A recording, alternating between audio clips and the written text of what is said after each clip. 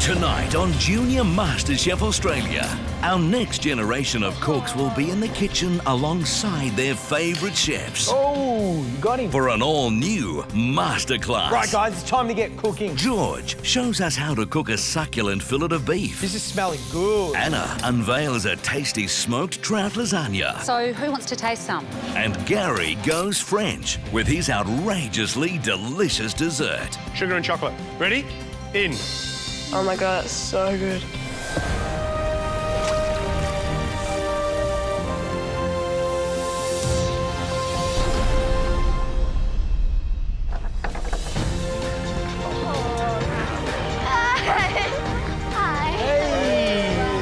Good morning. You pumped? Yeah! Come on, then. Welcome to Junior MasterChef and our very special MasterChef kitchen. Have a look around you. How special is this place? And you guys have travelled all the way down from northern New South Wales, from Bangalore and Bangalore Public School, to come down for a very special masterclass. I've heard you kids have an amazing program at school called Kids in the Kitchen. Yeah. Is that fun? Yeah. I actually heard you guys held your own MasterChef competition at school. Yeah. And what did you all cook? Well, we cooked a raspberry cheesecake. Yum. Right, guys, it's time to get cooking. And the first part to this masterclass is cook along. So that means you'll cook along with us. I'm going to be making the first dish. It's a fillet of beef with herb and garlic butter and tomato concasse. But before we start cooking, we need to go and collect some fresh ingredients. Are you ready? Yes, Chef! That's what I'm talking about. Let's go. Come on. See you in a bit. You ready? Yes. Come on. So, guys, as we say on MasterChef, great food needs great ingredients, OK? So we've come right out here to the source. And today, for the dish that I'm going to be showing you guys, we need some fresh herbs. What herbs do we like? Parsley. Parsley. That's flat leaf. And that's... Curly. Taste them both and tell me which one you like. Okay. Which one do we like the best? Flat. That's exactly right. The flat leaf parsley has loads of flavour in it. It's the stuff I like to cook with. The curly parsley, in terms of flavour, it hasn't got much flavour, but it's great if we need to naturally colour food. So, Jasmine, if you can organise some flat leaf parsley, we'll trim that from the bottom. Fantastic. For this dish, we need rocket, and rocket is a beautiful lettuce. Slowly each grab some and taste. Do we like it? Yeah? What about you, Jasmine? The stem's a bit spicy and then it just tastes like lettuce. Fantastic. That's exactly what it is. Spicy lettuce, yeah. Right, we need basil, so can we go and collect some basil? That'd be fantastic. Who wants to do that for me? Yep, do you want to take a basket? Can a couple of you cut some of the thyme out, please? Do I cut it here? Yeah, that's great, fantastic. Now I want you to smell that for me and tell me what you think. Rub it in your hands and get some of that oil in your hands and smell it. You know, that's what food's all about. And when you understand that smell, you're going to know it for the rest of your life. Oh. Nice? Delicious? Yeah. So when I think about thyme, I think about things like beef. Beef and thyme, fantastic. But even fish. Now, we all must know this herb here. Rosemary. Can you grab some rosemary for me too? Do you want to smell that, Jasmine? It's good? It smells so nice. It's beautiful, isn't it? Yeah, it reminds me of roast potatoes. Roast potatoes. Right, guys, I think we've got everything we need for the dish that I'm going to show you how to cook. 6 of you are going to cook along with me, 6 of you are going to sit and watch, and of course then we're going to swap for the next cook along. We ready? Yes. We pumped? Yes. Let's go then, come on. Fantastic. Oh, they've brought in all the goodies. Yeah. What have you got? Lots of herbs. Stuff. Well done, guys. Pulled them straight out of the ground. Straight out of the ground. Amazing. We collected our herbs that we need and our lettuces. The first dish we're going to do is a roast fillet of beef with herb and garlic butter and tomato concasse. Well, look, I might go out and help the kids and leave you kids That's a great in idea. here to do it. The first step is to do the tomato concasse. What does concasse mean? What is it? It just basically means a cut. of the tomatoes. So we're going to cut that into beautiful cubes. Beautiful. And make that present beautifully, All right. but of course taste wonderful. Okay, so first job, make sure the water's up to the boil. That's right. And also, we always season the water with salt. Yeah. We want to try and impart, you know, a little bit of flavour. salt, a little bit of flavour. Everybody happy? Is it working? Anna! Oh, who's having trouble? You need some help. There you go. You've got some salt in there. You need some help over here. Brilliant.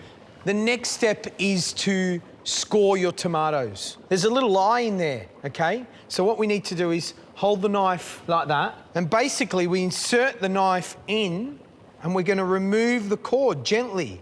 The next step is you just make a little cross on the top. Don't go too deep, just enough to score it.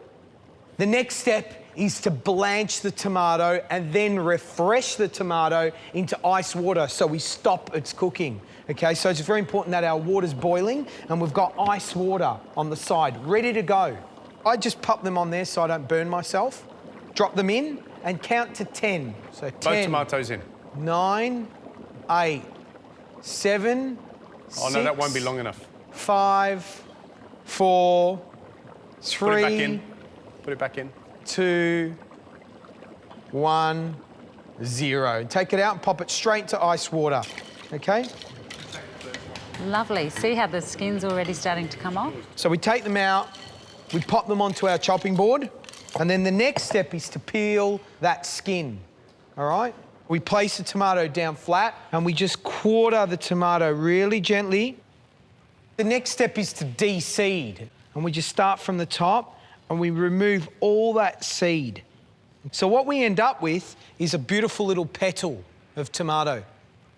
Right, the next step is to concasse our tomato petals, all right? So we're basically squaring the petal off first and then cutting it sort of 1/2 centimetre in length and then squaring that off into a dice. And what we end up with is this beautiful little concasse tomato. And then that just goes into a little bowl and we set that aside. How are we going, guys? Good. Lovely. You look like you've used a knife before. Yeah, I have. There you go. We're all good, George. Fantastic. The next step is to make our garlic and herb butter, all right? Now, we've just got some garlic cloves, a little bit of olive oil, salt and pepper.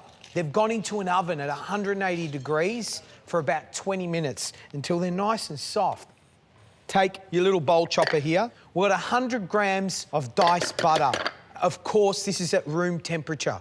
Then we take 2 cloves of this roasted garlic and we just squeeze that into there. Look at that. How beautiful is that? Lovely. Let's come. And when you roast it, George, it's not so strong, is it? That's Nice right. and Look at mild. that. Yum. Much better than raw garlic. We'll set these other 2 aside because we'll use these for presentation. Of course, our parsley that we picked from the garden, we'll pick some leaves into the butter. We don't want the stalk in there. Of course, our rosemary, which reminded us all of roast potatoes. And you just pull off the beautiful leaves. Some oregano, which I love. 2 teaspoons of Dijon mustard, all right? Then, good crack of pepper and salt. All right, lid on, press a button. Once you've blended it out, please use your spatula to get it out, all right, when we're ready. Don't use your fingers. And you need to make sure you remove the blade and scrape down any butter. Is there any specific consistency that should be? Yeah, we want this nice and sort of whipped and soft, okay? We don't want it lumpy, okay? So we want to get it nice and pureed up. Can I have a taste? Yeah, sure. Gorgeous. So we pull the cling film out, covering the board. We want to place the butter in the middle of the cling film like a little log. We shape that as best as we can before we roll it up because that's going to help it get nice and round, all right? Then fold the cling film over and we start making this little sausage. As easy as that, guys. And then pop it into the freezer for a half an hour. The next thing we need to do is cook our fillet of beef. And because we love using local produce, we're using good Australian beef. nothing but the best. We need to truss our beef. And what that does, help it with its shape, and it will also help it cook evenly. We just pop that a quarter of the way down the beef fillet, and we just need to tie it. But the way I'm going to show you how to tie it is going to help you when you need to remove the string later, okay? So we hold the string up, we go once around, twice around, 3 times around. Nice and tight, and that's it, okay? We're not going to do a knot on it. Perfect. And have you pulled that nice and tight? Like that? Lovely. And we'll just trim that off, and then we do the same thing again. 1, 2, 3, like that. The next step is to seal and cook our beef. And what the sealing's going to do is add this beautiful caramelisation around the outside. We're just going to season the beef with salt, pepper, and we make sure when we season, we're seasoning it everywhere on all sides. The next step is to put about a tablespoon of oil in our pan to start sealing our beef and browning it off. When we put our beef into the pan, it should sizzle, okay? So it needs to be nice and hot. The first thing we're going to do is seal the bottom and the top. We want to colour the beef on all sides, and then we're going to start the cooking process where we're actually penetrating it with heat and cooking it nice and medium. And you'll know, because you'll start getting nice brown tan colour on the beef. You can turn it over. And then we start sealing off the sides as well, okay? Just slowly, slowly caramelising the sides. This is smelling good. It does. Hey, do you want to come and have a smell? Smell that, huh? Do you like it? See how I'm caramelising it all there? How can you tell when it's fully caramelised or starting to? All that tan colour will be all around it. Okay. And basically what's happening there's sugars in the meat, okay? And the sugars are caramelising. Can you imagine when you put a pot of sugar on the stove? Yeah. It starts to go brown? Yeah. It's the same thing with the meat. Meat has natural sugars in it, right? They explode and start to caramelise when you add heat to them. Do you think that's about done, maybe? That's looking good. Maybe just a little bit more over here. Just pop it into the oily spot. That's it. Now, once you've caramelised every single side of the beef, I want you to put it flat on one side and put your timer on for 3 minutes. Now you hit start. While we're waiting for our beef to cook, we're going to season our concasse. So, a good splash of olive oil, because we love olive oil. Yeah, it's a good oil. So that's about a tablespoon. And a good crack of salt and pepper. And we just set that aside. That's ready to go onto our plate with our beef. Right, guys, so my beef is cooked for 6 minutes. So 3 minutes on either side. And then it's time to rest the beef, okay? So we pop that onto our tray standing up. And what that does is if you lay it down, all the juices are going to run out of it. If you stand it up, you're not going to lose any of those beautiful juices. And then just pop a little bit of foil over the top and we leave that rest for 3 minutes. Right, guys, our beef's been resting. Remember before I showed you guys to do the string truss like that? You just pick it up and it comes off with ease. The moment of truth, the carving of the beef. And we're just going to carve this in half. Oh, there you have it. Beautiful medium beef. Right, guys, time to plate up. Pop your beef on the left-hand side of your plate. The next step is to put 2 nice slices of herb butter onto our hot steak. 1 slice of butter on each beef. Our roasted garlic goes on next. Next to go on is our tomato concasse. Just a little mountain of that on the right-hand side of the plate, opposite to the beef. Looking good out there. Yeah, looking great. And then these beautiful rocket leaves that we picked from the garden. Scattered around. A little bit of olive oil onto your spoon, and then just drizzle that around the plate. And then some of your aged balsamic, a little bit of that onto the spoon. And we just drizzle that around.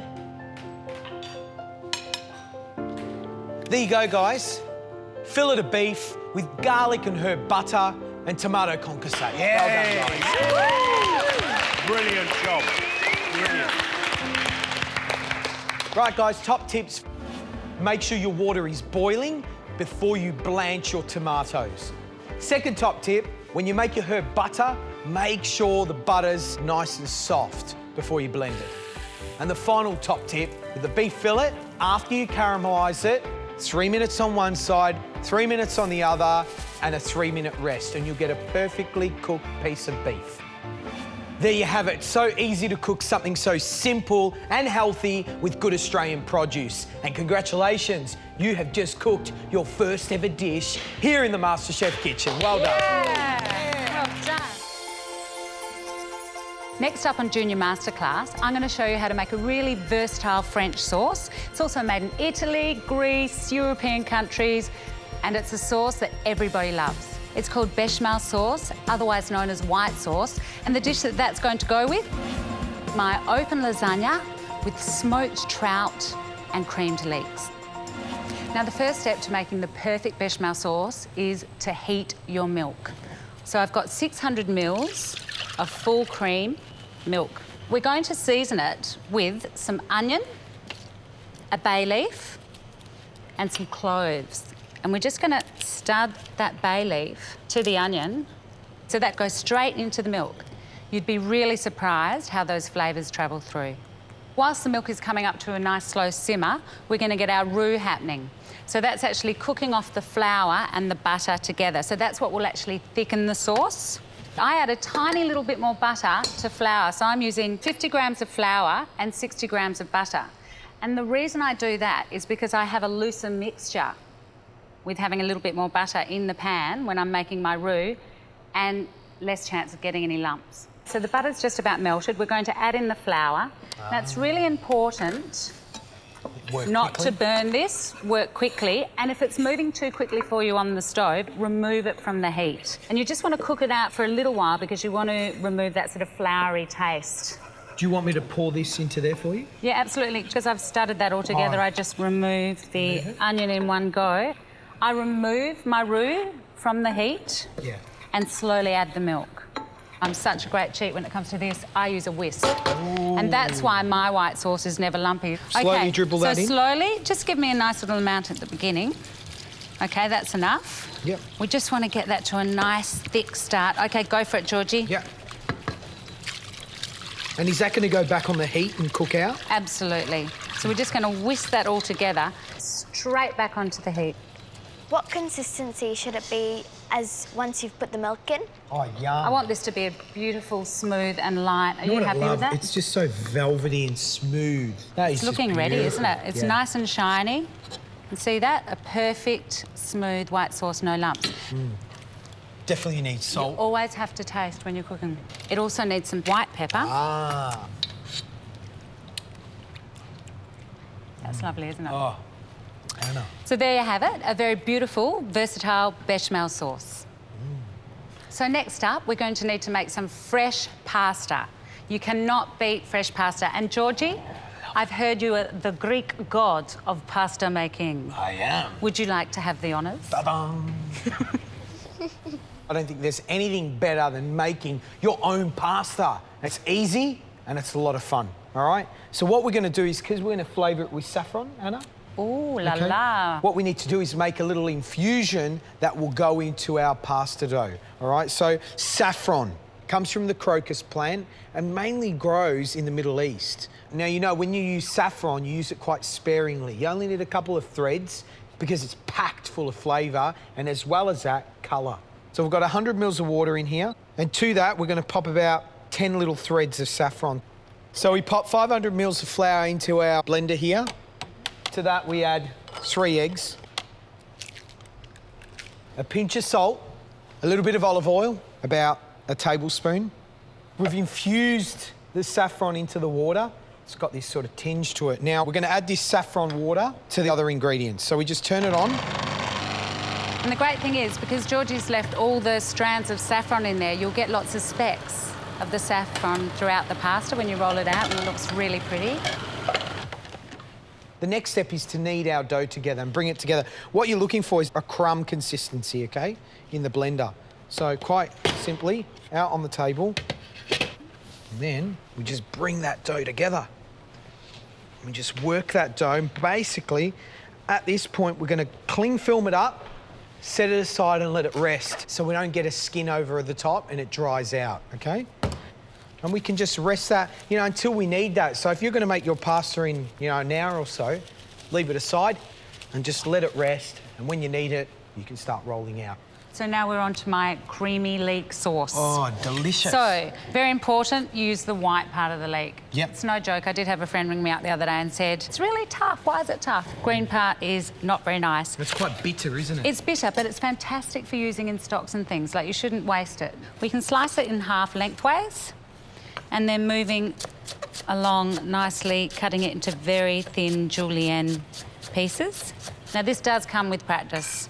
So that's one way of slicing the leeks. The next way is cutting it down lengthways again. I'm going to show you the claw grip, guys, because this is the best way to chop and not chop your fingers off. So you grab the vegetable with your thumb and your little finger, and then with these 3 middle fingers, you bend them around like so, and they actually help to guide the knife along like this. And because your fingers are bent under, the knife can't actually chop them. Okay, lovely. There we go. So that's the leek. That goes into a fry pan. We just need to heat some butter. Melt that around. We don't want to burn that. And then in goes the leek. We'll just turn that down a little bit. You actually have to treat these leeks very gently. I don't know if you're a garlic crusher lover, but I am. And I think for you kids, it's fantastic because it's less chopping and it's really quick and easy. A little bit of garlic goes in and we just saute that off for a few minutes, trying not to burn it until the leeks go pale. The leeks are perfect. Yep, what's that now there, I'm Anna? going to add some fish stock because this is a beautiful smoked trout lasagna that we're making, and the fish will lend itself beautifully to the sauce. And that's 150 mils of fish stock. Now you could use a chicken stock. If you didn't have a fish stock, that's fine. You could use a vegetable stock. The fish stock has come up to a gentle bubble, so then we're just going to add some bechamel sauce into that mixture. A little bit at a time, actually. And just incorporate that? Incorporate that slowly. We want to create a lovely, silky, thin sauce. This sauce is really deluxe, like it's very creamy, very smooth. The sweetness of the leeks comes through. Okay, here we go. And keep stirring, Georgie, because here comes the naughtiness. Oh. 50 mils of thickened cream. We need a bit of salt, white pepper going with the white theme. That is gorgeous. That's going to work really beautifully with this lasagna. Anna, this dish sounds absolutely fantastic, but I've got to still do some work for you. That's right. Saffron pasta. Yes, beautiful. We've made it. It's been resting. I think it's time to roll it out. Great. We just unwrap the pasta and look at that saffron. It's just really now exploded into that flour and it's just coloured it and it smells absolutely beautiful. We're just going to take a little bit off and we just roll that back up, set that aside so it doesn't dry out. We just dust our bench with a little bit of flour and we put our pasta machine at the widest it can go. The first thing we need to do is to laminate the pasta. So laminating the pasta is basically activating the gluten in it. Okay, at the moment, if you touch it, it's quite soft, all right? So basically, I'm folding the pasta into itself without adjusting the setting. That's the first step. We really need to get the gluten going to make our pasta. So how will you know when it's ready, George? You'll see by its elasticity, okay? Right, It'll be really tight and tough. We've pretty much gotten the gluten going in it. Yeah. Now we can start to make it nice and thin by adjusting the setting. It really does need to be thin because it's actually quite a delicate pasta dish with the smoked trout and creamy leeks. We just trim that off there. Look how yellow this is, kids. That's come from the saffron. I'm just going to plate up one, so I just need 4 rounds. 4 rounds. That'd be great. A little tip for you guys, you can do these well in advance, pop them on trays and put them in the freezer. And as you need them, cook them. Now, I'm going to show you how to make a salsa verde, which is a lovely Italian green sauce. And it's actually a cold sauce. And it goes beautifully with cold meats, fish, chicken, on potatoes, with just about anything. I love it. Do you love salsa verde? I love it, I love it. So you can use any fresh herbs you like. I've got some flat Italian parsley.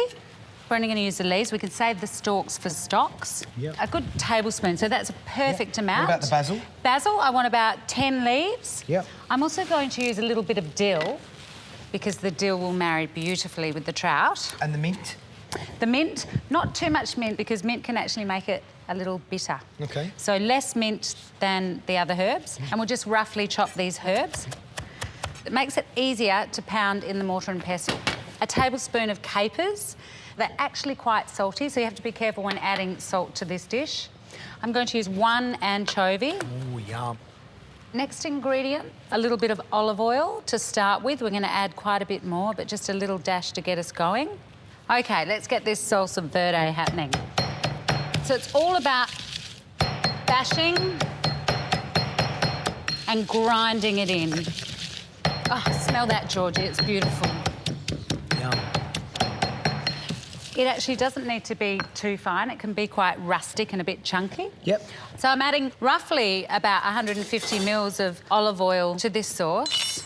And I'm also going to add some lemon because you need some acidity to cut into the sauce. And this is a great little trick, actually. If you hold your fingers up just above where the juice is going through, you'll catch all the seeds. So that's just juice of half a lemon. Let's have a little stir and a taste. Very important to taste That is as you go. spot on. Is it? Absolutely spot on, guys. That is beautiful. There you have it. That's really simple, a salsa verde. Yum. Now, the star of the show, the trout, but the great thing is it's been caught, it's been smoked, you bite cryovac as the whole fish, and it's so beautiful, and here are the fillets. And, you know, that's really convenient because it's such a great product to eat. It's healthy for you, and it's ready to go. So all we need now is the pasta, so let's get it on. Done. Right, guys, to cook pasta, very simple. Salty, boiling water, that's it. No oil, that's a myth. And then we just pop these sheets in, and because it's fresh pasta, it doesn't take long to cook. To know the pasta's cooked, it's quite simple. You have to taste it. So pull one of the pieces of pasta out of the water, taste it. If you think it's right, it's ready to go. But generally, rule of thumb, fresh pasta, 2 to 3 minutes. And pasta's ready, and we just... I know Anna wants these nice and flat. So we're ready to plate up. OK, very simple. Now, I like to start with a little bit of the creamy leeks on the bottom, a few little bits of trout. Yep. OK, on with the first layer of lasagna. Beautiful. Another spoon of creamy leek sauce, a few more little bits of the trout, and away you go. Another one? Another one, and again, beautiful creamy leeks, trout. Another one? Another one. Lovely. Oh, look at that. And it's so simple. It's just really simple flavours, just the leeks and the trout. And then we're going to kick it off at the end with the salsa verde. The last bit of lasagna. The last few spoons of this gorgeous sauce. And we'll put a little piece of the hero on the top. And now for our salsa verde. So we'll just put this around the outside. And this will work beautifully with this dish. And now just to finish it off, George, to make it totally gorgeous, we're going to pop on some salmon roe. I would love a few sprigs of dill over the top and then we're done. So there you have it, my beautiful open lasagna with smoked trouts and creamed leeks. Yeah, yum. So who wants to taste some? Jasmine, Gracie and Zephyr. There you go, there's a knife and fork. Go for it. Oh my God, that's so good. Yeah? It's amazing. That is It's delicious. Amazing. Wow, it's really light, isn't it, for a lasagna? Yeah. The sauce is amazing. And it's kind of fancy, isn't it? It's something Yeah. you'd make if you had some special friends coming over. It's beautiful. Or a dinner party or something. Yeah. Oh, it's so Thanks, good. guys. You can go and take your seat now. Good on you. Loving Thank it, you Zephyr. so much. Thanks for your lovely comment. Here are my top tips for making open lasagna. Tip number 1, always heat your milk before you add it to your roux. That way, you've got less chances of it becoming lumpy. And remember, I used a whisk. It's much easier to get a smoother sauce with a whisk. Tip number 2, with the salsa verde, make sure you always use really fresh herbs and make sure you taste and adjust as you make it. Tip number 3, the pasta. You either add salt to it and use it on the day, or don't add salt and then you can use your pasta the following day. You guys are great. I hope you take this recipe away with you. I think from now on, you'll probably be making fresh pasta, because once you taste fresh pasta, there's no turning back. This is the final cook along for today. So what we've done is we've swapped you kids over. You've had your turn cooking George's dish. Now it's your turn to cook my dish. And what we're going to cook is a clafoutis of cherries, and we're going to serve that with mascarpone cream and a cherry compote. So a clafoutis is like a little soft pudding, all right? It's a French pudding. Ooh. We get to do the good stuff. Yeah. And we're going to use cherries, all right? I need a little volunteer. Can you come up? I'm going to show you how to do something. This is a cherry pepper. You don't have to do this, all right? It takes the pits or the pips. And what you do is you just pop the cherry in like that, and then I just squeeze it, and it pops the pip out, all right? Show me. That's it. And then push it. Oh, you got him. And when you pit cherries, always make sure you wear an apron, otherwise you'll be covered in cherry juice. Just put your hand over it so it doesn't squidge everywhere. Did you get it? Yeah. Let's have a look. Take that. Eat it. They're nice. Did you give one to George? They're nice, aren't they? Are they the most beautiful cherries? Yeah. Brilliant. All right, fantastic. So first step, we're going to put a bit of the orange zest in the small pot of cherries. And we need about half of that orange zest. That's for the compote. We're going to cut that in half, and we're going to juice the orange, and we're going to put it on top of the cherries that we've just put the zest on, all right? Juice of one orange in the compote. And then we're going to cut the other orange in half, and we're going to juice that as well. Because the idea is we stick to the same jobs so we don't double up. Lots of mussels, Grace. Come on, guys. Go on, mussels. Let's go. So remember the washing machine action. Yeah, washing machine action's the go. You just put a little dash on the big bowl of cherries. Then we're going to reserve the rest of the juice for the actual batter. And about a tablespoonful of sugar just sprinkled over the top. And then give them a little bit of a stir around just to sort of steep and macerate. And what that does... Just give it a little stir. It just starts to get the flavours going of all those cherries, sweetens them up a little bit, and the sugar actually draws some of the cherry juice out. So we just put that to a side when we've done that. Next job. Who knows what this is? Cinnamon. Cinnamon quill, OK? So cinnamon quill goes into your compote of cherries. And what we're going to do is going to put a little dash of rose water. So you could probably put in half a teaspoon of rose water. And then 3 teaspoons of maple syrup, OK? 1, 2, 3. Does that smell beautiful with the rose water in it? Yes. Smell gorgeous? It's lovely, So isn't it? good. Everybody lift up that little bowl of cherries and have a smell.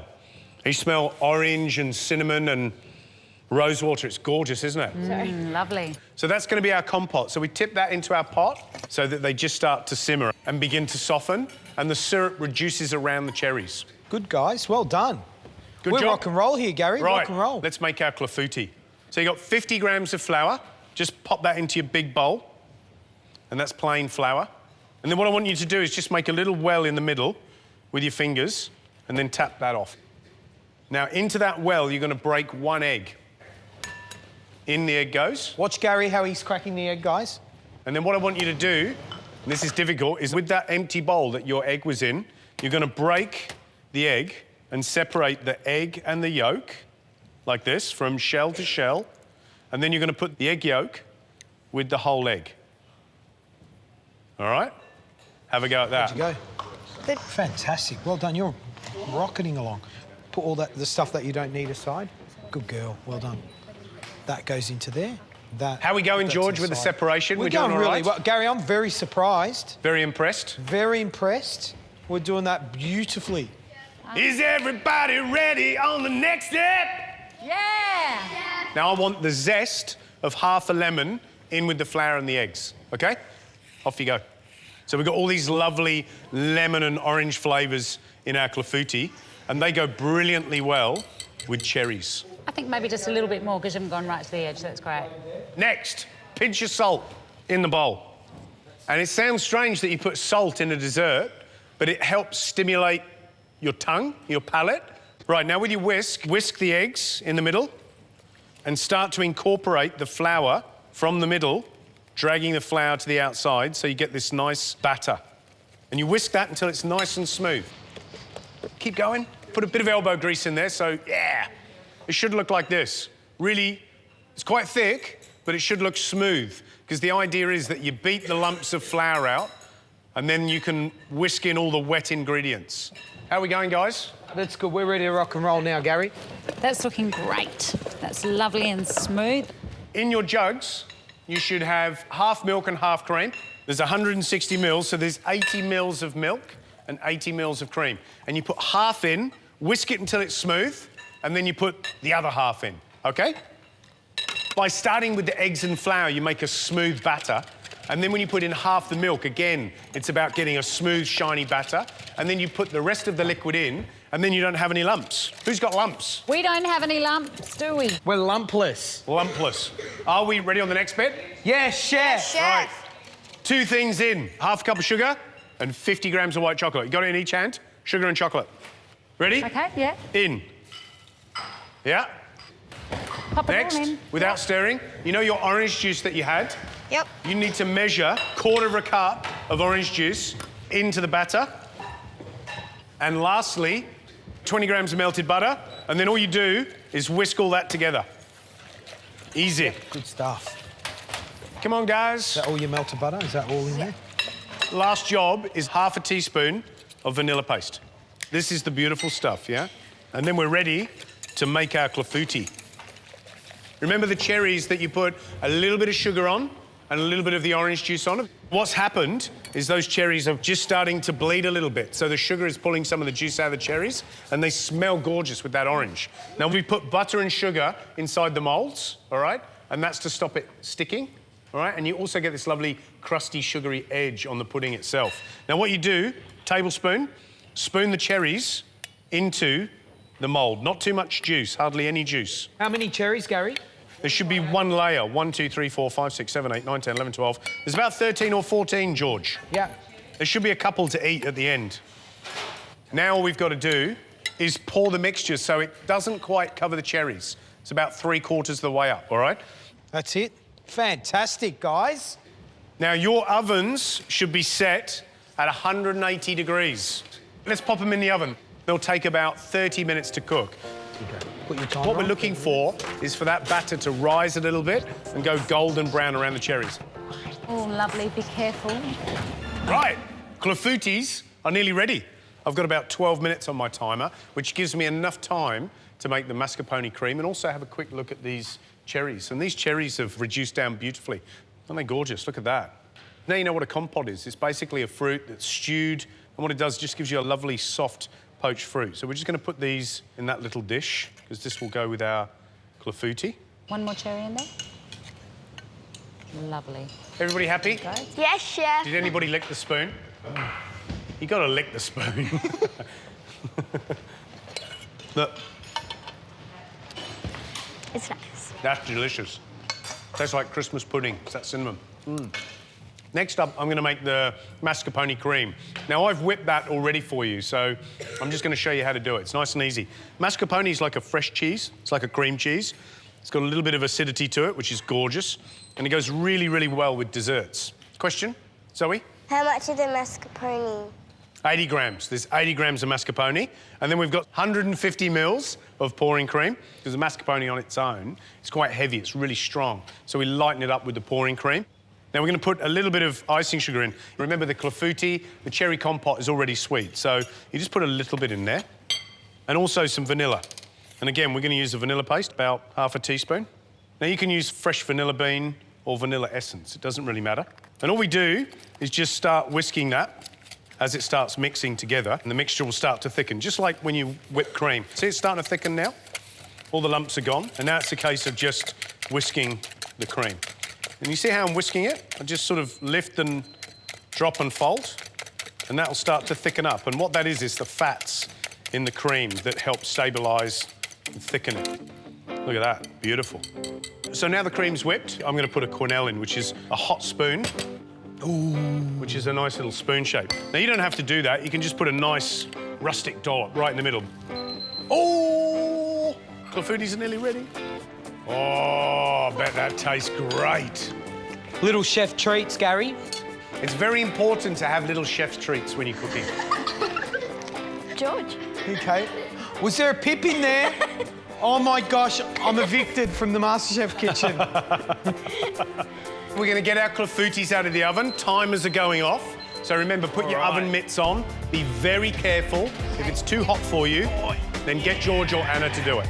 Wow. Lovely. Just pop them straight up on the bench. Gorgeous. Ooh. You must be proud of them. How do they look? Amazing. Are they beautiful? Is it Yeah. thumbs up for the clafoutis? Yes, chef. Wow. All you've got to do now, a little bit of icing sugar just over the top. Well done. Dust, dust, dust. Lovely. Yeah, done, Gracie.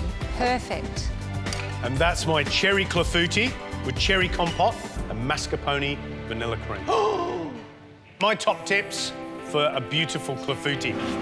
Number one, think about the fruit. No point putting in cherries if cherries are out of season. So use things that are in season and looking beautiful. Top tip number two, make sure you start off with the flour in a well and the eggs in the middle. And remember, whisk the eggs and incorporate the flour so you get a nice, thick batter, and then incorporate the rest of the liquid. That way, you get a really smooth, no lumps batter.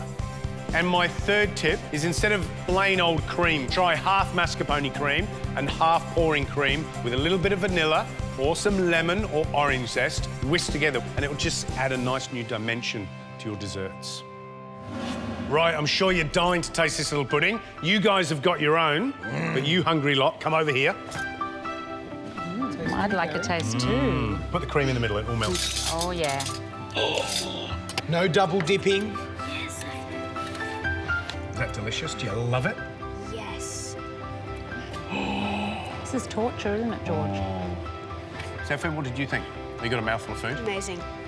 Zoe, what did you think? I loved it. You loved it? Do you think you can make cherry clafouti too?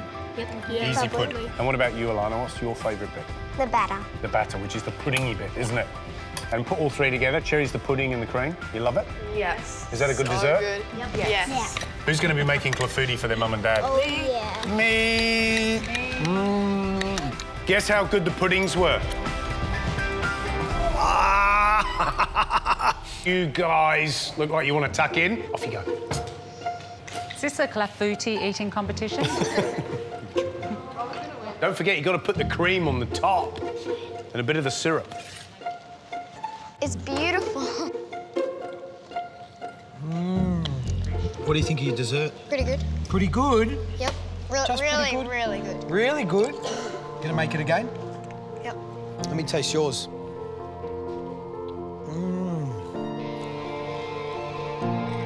I love all that sort of caramelised bit around the outside. I like the gooey bit on the bottom. I love it. Delicious. Delicious.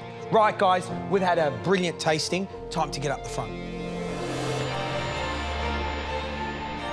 Well, I hope you had an absolutely brilliant time. You've learned to do some fabulous dishes. George's beef, Anna's lasagna, and my clafouti right at the end. Thank you so much for coming all the way down from Bangalore. I'm sure you're tired, but with that little bit of sugar at the end, you should feel fantastic. Hope you had a brilliant day. Well done. Well done, guys. Next time on Junior Masterclass. Are you guys ready to cook again? Yes! Guest chef Stephanie Alexander makes skewered meatballs with magnificent seasonal spring produce. Woo! Smells like walking into a rose garden. Anna prepares a spicy Thai duck curry. Do you know the difference between a red curry, a green curry and a yellow curry? The colours. And George whips up a delightful granita dessert. Fresh ingredients, easy to make, absolutely spectacular. And in the competition, This next challenge could change everything. judging will be tough with a return of the food critic. My marron is not as well cooked. And in an unprecedented culinary cook-off, It's going to be a battle like we've never seen before. two top chefs will go head-to-head. Juice it. You're out, Matt Moran.